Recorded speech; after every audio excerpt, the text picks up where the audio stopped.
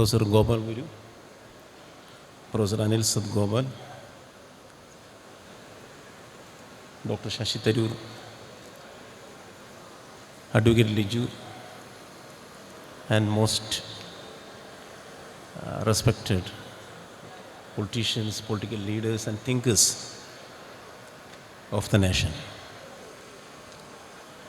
It's actually, we are running short of time, but if we strictly adhere to the time schedule, then the meeting can go very well. 15 minutes is allotted to me to introduce the problem. Since this seminar is coming up from a historical event that triggered great national sentiment, a feeling of communal fraternity, I would like to start with a historical event which is a minor historical event. When in 1925, March 18th, Mahatma Gandhi visited UC College. He came to Kerala in connection with Vaikam Satyagraha. He visited UC College at Alvey on March 18, 1925, and he wrote in the visitor's diary, delighted with the ideal situation. I should say that anyone who comes to this particular program will be delighted with this particular academic ideal situation. And to start with, the innings opened by Advocate Liju was wonderful, spectacular. He summarized Vaikam Satyagraha and all connected histories, and from a point of view of a social historian. I was wondering while he talked about, the social emancipation idea behind Vaikam Satyagraha. Because social science is not for academics, it is not just for the practice inside the classroom. Whenever I listen to politicians, political leaders, I used to think that, they talk better history than teachers who are in universities and colleges. Because they are less theoretical and more practical. But at the same time, there is a danger in that. Same time, there is a prospect as well as a danger. Because I was introduced into the world of history through reading one of the greatest work of Pandit Nehru, Glimpses of World History. These are letters which he wrote to Indira Gandhi in the name of Hindu while he was in jail. And can anyone imagine Nehru coming up with a comment in the Glimpses, which even some of the great historians have not noted, when I talked about this in JNU. Oh, has he written about like that? Talking about nationalism, Nehru wrote in Glimpses of World History, if you can consider anybody as the father of Indian nationalism, I think there is a silence then. We will definitely assume so many presumptions are there who is the father of Indian nationalism. Nehru wrote with much courage in Glimpses of World History that if anybody can be considered to the status of being called as the father of Indian nationalism, it is Akbar. How can anyone write such a history these days? Very difficult. Because the nation has come to such a pause, a halt, through erasure of history. It is not falsification of history, it is simply erasure of history, demonumentalization of monumental history, and creation of, a different memory for the nation. What the present regime, that is the BJP at the center, is doing, that they are trying to erase history.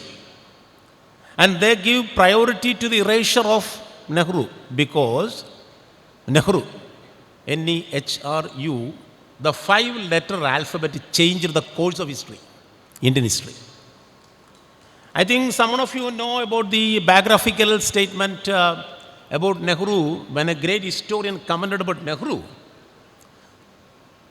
If Nehru was a different person, India would have been a different country. Nehru മറ്റൊരാളായിരുന്നുവെങ്കിൽ India മറ്റൊരു രാജ്യമായിരുന്നു. സ്വേച്ഛാധിപതിയായി മാറിയനെ. നിങ്ങൾക്കറിയാവുന്ന എനിക്കറിയത്തില്ല, 1935 ഒരു ലേഖനം വന്നു. ആ ലേഖനത്തിൻ്റെ പേര് രാഷ്ട്രപതി എന്നായിരുന്നു. ദ ആർട്ടിക്കിൾ വാസ് നെയിംഡ് രാഷ്ട്രപതി, in which a person vehemently criticized. The person's name was Kaudilya. Arthashastra's Kaudilya, Chanakya. Not that. A political journalist who wrote that this Nehru will become a dictator in future once India attain independence. So it is time to check Nehru. There should be checks on Nehru. We should control him. Otherwise, Nehru will go like this and he will become an absolute entity, a despot, if India attain independence somewhere in the near future. Only after a few years that the world came to know that the article was written by Nehru himself. To make a check on him, to prompt people to understand that this Nehru, what are the problems with Nehru? Because everywhere, when he go for talks and lectures and public conventions, Nehru is often eulogized.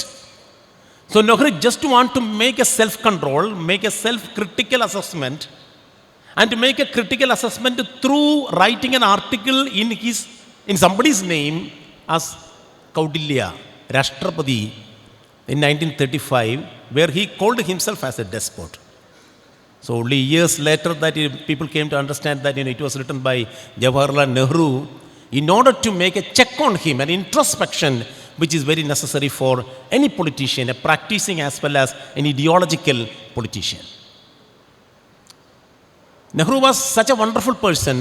Along with the great leaders, it was Nehru who actually carved the idea of India. If you want to study the idea of India, the best thing for you is to read 3 books of Nehru: Discovery of India, an autobiography. His autobiography is named An Autobiography, or Atmakatha, and then Glimpses of World History. Only 3 are enough, and some speeches also. And I wish to initiate my moderation before people exterminate me too with 3 points. One, sir, what is the mentality that is prevailing in India now? If you go by the historians of emotions, the mentality is the mentality of the 100. Everything is imprisoned. Democracy as a concept and an idea is imprisoned. Not individuals. Democracy is imprisoned. Freedom of expression is imprisoned. Differences are imprisoned. India used to be a land where, celebration of different perspectives was the national culture. Let us celebrate different culture, different ideas and perspectives. So ideas and perspectives are imprisoned. Now they take a viewpoint that, the present is to be written in the present tense of the ruling regime. So that is very dangerous when you consider about history writing. If you write history from the present tense, that is the grammar of politics of today, then that history will be very dangerous for the future. So one thing that I wish to place before the 2 professors, eminent professors here, and also the erudite audience just in front of me, to ruminate on this question idea of the mentality of the 100, the first time since the independence time, freedom movement times, we are feeling that we are 100, number 1. Second is that I wish to quote about a great social thinker, perhaps, Gopal Guru can talk better than that, Ulrich Beck, when he talked about the risk society. In the 21st century, there are risks everywhere, there are risks, but there are people who manufacture risk and supply risk. So what is happening in India is this manufacturing industry, political industry that is manufacturing risks and supplying everywhere. So risk have become very normal in that sense. So when our freedom is curtailed, when the idea of India is, dismantled, when historiography based on critical research is imprisoned, we think that it is quite normal because that is the order of the day. So normalization of the risk is happening in India. The second point I wish to state before you. And the third point concerning my own subject, which is a very beautiful and powerful subject, but many people think it as, a thing of the past, history. History is a subject which is having a therapeutical impact. A therapeutical impact in the sense that, a healing power with history. If you are historical, if you are historically sensitive and scholar, then definitely good ideas come from that. The best classic example is Nehru. So that kind of an ideational fertility for the politicians is the need of the day, the exigent need of the day, I must argue like that. Many good, great politicians and emerging politicians are sitting in front of me. You should think about, the creation of ideas, because we live in a world, as it was introduced by somebody, that, we live in a world of software, hardware. But what we need is thoughtware too. It's a phrase which was used by Professor Kunyaman, who died recently. Thoughtware. How do you develop ideas? So all these three, one is to combat this kind of, a threat, a national threat of mentality of the 100. Second is actually, the production of risk and considering risk as normal. And finally, a great reflexive leadership that is wanting from India, from a national party which is having the tradition, to which it is passed the bastion, the mantle of leadership of India, the idea of India. So these 3 points I just placed before you for your kind consideration and also for deliberations, just from my point of view, because, everybody has got, their own point of view. This is my point of view. And I wish to close my moderator's address with a statement made by one of the greatest thinkers of the 20th century, Walter Benjamin. He said, I think Shashi Tharoorji also made a similar comment in his lecture. It is like this, that in times of danger, we need to seize hold of history as memory. അപകട സമയങ്ങളിൽ കയ്യെത്തിപ്പിടിക്കേണ്ട ഓർമ്മകളാണ് ചരിത്രം. അവിടെയാണ് നമ്മുടെ Indian national movement നിൽക്കുന്നത്. അപകട സമയങ്ങളിൽ കയ്യെത്തിപ്പിടിക്കേണ്ട ഓർമ്മകളാണ് ചരിത്രം എന്ന് പറഞ്ഞ വാൾട്ടർ ബെന്യാമിൻ്റെ ആ മഹത് വാക്കുകൾ പറഞ്ഞ് ഞാൻ എൻ്റെ ഈ ചെറിയ ഇൻട്രൊഡക്ഷൻ ഇവിടെ നിർത്തുകയാണ്. Thank you so much. And I wish to give, this is actually from a moderator's point of view, to Anil Sadgobalji and also to Gopal Guru sir. Actually 1 hour is allotted to you by the organizer, but Professor Guru himself, he was communicating with me that, he need only 45 minutes.